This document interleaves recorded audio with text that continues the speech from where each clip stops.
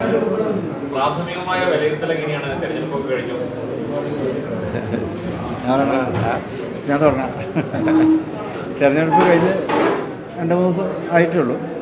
ഏതായാലും നല്ല പ്രതീക്ഷയിലാണ് UDF സംബന്ധിച്ചിടത്തോളം ഉള്ളത്. ഞങ്ങളുടെ സ്റ്റേറ്റ് കമ്മിറ്റി അടുത്ത ആഴ്ച ചേരുന്നുണ്ട്.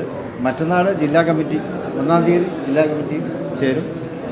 മുസ്ലിം ലീഗ് മത്സരിച്ച പൊന്നാനി, മലപ്പുറം ലോക്സഭാ മണ്ഡലങ്ങളിലെ കാര്യങ്ങൾ അന്ന് കൂടുതലായിട്ട് വിലയിരുത്തും.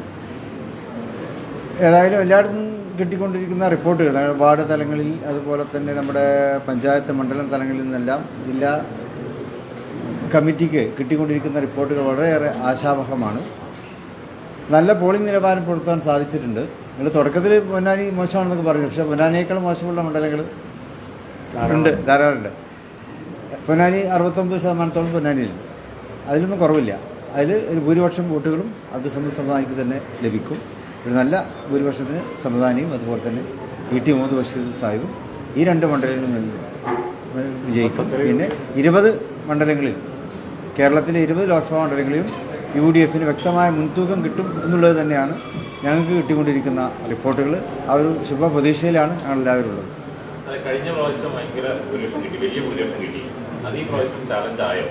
അത്രയും എത്താൻ പറ്റുമെന്നുള്ള ആ ചാലഞ്ച് അത് വോട്ടർമാർ അത് ഏറ്റെടുക്കേണ്ടതാണ്. ഏറ്റെടുത്തിട്ടുണ്ട് എന്ന് തന്നെയാണ് നമ്മുടെ വിശ്വാസം. കഴിഞ്ഞ തവണത്തെ ആ ഭൂരിപക്ഷത്തോട് ആ നിലക്ക് തന്നെ ഉള്ള പ്രചാരണ പ്രവർത്തനങ്ങളും ബൂത്ത് തലങ്ങളിലുള്ള പ്രവർത്തനങ്ങളൊക്കെ ഞങ്ങൾ നിർവഹിച്ചിട്ടുണ്ട്. തീർച്ചയായിട്ടും അതിൻ്റെ ഫലം ഈ 2 മണ്ഡലങ്ങളിലും ഉണ്ടാവും. ഈ മലപ്പുറത്തും പൊന്നാനിയിലും പോളിംഗ് ശതമാനം കുറഞ്ഞത് ലീഗിന്റെ വോട്ടിന് പോൾ ചെയ്യാത്തോണ്ടാണെന്നൊരു പ്രചാരണമാണ് അതൊന്നും ശരിയല്ല. നിങ്ങൾ ബൂത്ത് പരിശോധിച്ചാൽ മതി. ബൂത്ത് അടിസ്ഥാനത്തിൽ പരിശോധിച്ച് നോക്കിയാൽ നിങ്ങളുടെ ആ സംശയം തീരും. മണ്ഡലാടിസ്ഥാനത്തിൽ പരിശോധിച്ചാലും കുറേയൊക്കെ തീരും. ഞങ്ങളുടെ സ്ട്രോങ് ഹോൾഡ് മണ്ഡലവും ഞങ്ങളുടെ സ്ട്രോങ് ഹോൾഡ് ബൂത്തുകളും അതുപോലെ തന്നെ സാധാരണ ട്രഡീഷണലായിട്ട് LDF ഭൂരിപക്ഷം കൊടുക്കുന്ന മണ്ഡലങ്ങളും അവരുടെ ബൂത്തുകളും അതൊന്ന് പരിശോധിച്ചാൽ ഈ സംശയം തീരും. പിന്നെ ഇന്നലെ അവരുടെ സ്റ്റേറ്റ് കമ്മിറ്റി റിവ്യൂ ചെയ്ത് പ്രസിദ്ധീകരിച്ചല്ലോ അവരുടെ വിജയസാധ്യത എവിടെയൊക്കെയാണ്. അതിൽ മലപ്പുറം പൊന്നാനി ഇല്ല. പിന്നെ കൂടുതൽ നമ്മൾ ഡിബേറ്റ് ചെയ്യേണ്ട കാര്യമല്ലോ ഉണ്ടോ? ഭൂരിപക്ഷം വേണമെങ്കിൽ നമുക്ക് ചർച്ച ചെയ്യാം. അതല്ലാതെ ജയപരാജയം LDF പോലും ക്ലെയിം ചെയ്യുന്നില്ല. LDF പോലും ക്ലെയിം ചെയ്യാത്തൊരു കാര്യം നമ്മളിപ്പോൾ ഡിബേറ്റ് ചെയ്യേണ്ട കാര്യമില്ലല്ലോ. ഈ വടകരയിൽ വലിയ വർഗീയ ചേരിതിരിവുണ്ടാക്കി, അത് മുസ്ലിം ലീഗ് പ്രവർത്തകർ അവിടുത്തെ ആണ് ഉണ്ടാക്കിയതെന്നുള്ളത് CPMന്റെ ആരോപണം. അത് വലിയ പഴയ നാദാപുര കലാപത്തൊക്കെ കൂട്ടുപിടിച്ചിട്ടാണ് പ്രചരിപ്പിക്കുന്നത്. അത്തരത്തിലുള്ള വർഗീയ പ്രചാരണം നടത്തും ഒരിക്കലും ഉണ്ടാവില്ല. കാരണം ലീഗിന്റെ പ്രവർത്തകർ വിഭാഗീയ വർഗീയ പ്രചരണം ഒരു കാലത്തും നടത്തൂല. ഞങ്ങൾ അത്തരം കാര്യങ്ങൾക്കെതിരായി ഫൈറ്റ് ചെയ്ത് നിന്ന് രാഷ്ട്രീയം പിടിച്ചു നിർത്തുന്നവരല്ലേ. പിന്നെ എങ്ങനെ നമ്മളെ നടത്തിയാൽ ഞങ്ങളെ കഥ പോയില്ലേ? മറ്റു വലിയ ചൂടേറിയ രാഷ്ട്രീയ സാഹചര്യത്തിൽ പോലും അയോധ്യ സമരം, ബാബരി മസ്ജിദ് തകർത്തതിന് ശേഷം പോലും വർഗീയ പ്രചരണത്തിന് പലരും ഇറങ്ങി. അപ്പോൾ പലരും അവരെ പിന്തുണച്ചു. പക്ഷേ അപ്പോഴും ഞങ്ങൾ ഫൈറ്റ് ചെയ്ത് നിന്നവരല്ലേ. ഞങ്ങളൊരിക്കലും വർഗീയ പ്രചരണം അത് സാമാന്യ ജനങ്ങൾ പറഞ്ഞാൽ വിശ്വസിക്കില്ല.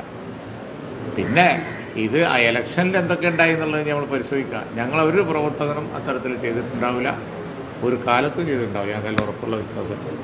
മുസ്ലിം ലീഗിനെ സംബന്ധിച്ച് വളരെ ആത്മവിശ്വാസമുണ്ട്. കാരണം ഞങ്ങൾ ഈ പ്രചാരണ പ്രവർത്തനങ്ങൾക്ക് കേരളത്തിൻ്റെ നാനാഭാഗങ്ങളിൽ പോയപ്പോഴൊക്കെ തന്നെ അവിടെ ഞങ്ങൾക്ക് നല്ല സ്വീകാര്യതയാണ് ലഭിച്ചത്. പ്രത്യേകിച്ച് മുസ്ലിം ലീഗിന് വോട്ടില്ലാത്ത സ്ഥലങ്ങളിൽ പോലും അവിടുത്തെ ജനങ്ങളിൽ നിന്ന് ഉള്ള നല്ലൊരു സഹകരണവും സ്വീകാര്യതയും, കാരണം അവരുടെ മുഖഭാവങ്ങൾ കണ്ടാൽ തന്നെ മനസ്സിലാക്കാം. അപ്പോൾ ഈ മുസ്ലിം ലീഗിൽ ലഭിച്ചുകൊണ്ടിരിക്കുന്ന സ്വീകാര്യതയാണ് മുസ്ലിം ലീഗിൻ്റെ പ്രവർത്തനങ്ങളെ വിലയിരുത്തിയിട്ട് മുസ്ലിം ലീഗിൻ്റെ സാമുദായിക സൗഹാർദ്ദത്തിൻ്റെയും മത സൗഹാർദ്ദത്തിൻ്റെയും അതുപോലെ ജീവകാരുണ്യ പ്രവർത്തനങ്ങളുടെയും എല്ലാം ആ ഒരു പ്രാമുഖ്യം കണക്കിലെടുത്തുകൊണ്ട് ഒരു വലിയ സ്വീകാര്യത എല്ലായിടത്തും ലീഗിന് ലഭിച്ചുകൊണ്ടിരിക്കുന്നുണ്ട് എന്നുള്ളത് നമുക്ക് വ്യക്തമായൊരു കാര്യമാണ്. ഈ തെരഞ്ഞെടുപ്പ് പ്രചാരണ സമയത്ത് കോൺഗ്രസ് നേതാക്കൾ BJP പോകുന്ന നിരന്തര പ്രചാരണത്തിലാണ് CPM. ഇപ്പോൾ ഇടത് കൺവീനർ തന്നെ ഈ BJP നേതാക്കളുമായിട്ട് ചർച്ച ചെയ്യുന്ന കാര്യങ്ങൾ വരുന്നു. മുഖ്യമന്ത്രിയാണ് അദ്ദേഹത്തെ പറഞ്ഞുവിട്ടെന്നുള്ള ആരോപണം വരുന്നു. എന്താണ് ലീഗിന്റെ? ഇതൊക്കെ ഇലക്ഷൻ കാലത്ത് ഒരുപാട് നമ്മൾ ഡിബേറ്റ് ചെയ്ത കാര്യങ്ങളല്ലേ. ഇനിയിപ്പോൾ കൗണ്ട് ചെയ്യാൻ പോലെ ഇത് കഴിഞ്ഞിട്ട് നമുക്കത് തുടങ്ങാം. ഇപ്പോൾ അധികം നമ്മളത് ഡിബേറ്റ് ചെയ്യണ്ടല്ലോ. ഇന്നലെ അത് സംബന്ധിച്ച് ഒരുപാട് വാർത്തകൾ വന്നിട്ടുണ്ട്. ബന്ധപ്പെട്ടവരൊക്കെ മറുപടി പറഞ്ഞിട്ടുണ്ട്. കൂടുതൽ വിശദീകരണം നമ്മൾ അവരോട് തന്നെ ചോദിക്കുന്നതാണ് നല്ലത്.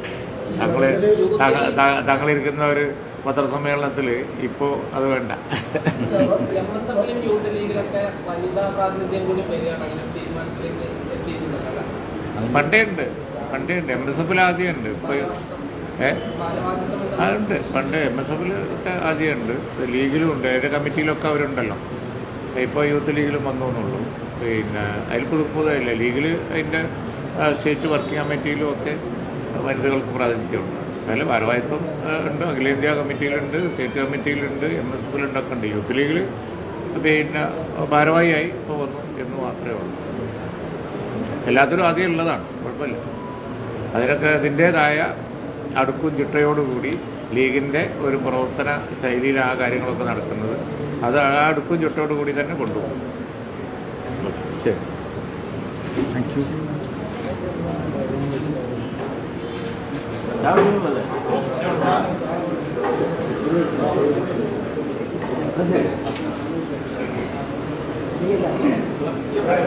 ഓ